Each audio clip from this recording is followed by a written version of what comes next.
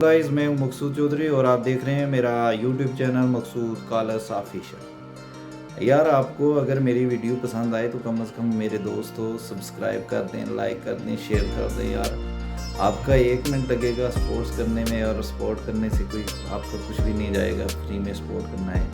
और जो जो लोग आप मुझे प्यार देते हैं, कमेंट्स देते हैं, लाइक करते हैं, सब्सक्राइब करते हैं, उनका बहुत बहुत धन्यवाद। और जो नहीं करते, कम से कम आप मेरी वीडियो पूरी देखा करें और अगर वीडियो पसंद आए तभी सब्सक्राइब करें। अगर नहीं आए तो मैं आपसे ज़ोर ज़ाब्ते वाली बात नहीं है दोस्तों, आप लोग मेरे दिलों में बसते हो और ये वीडियो जो है एक शौक़ बन गया है मेरा।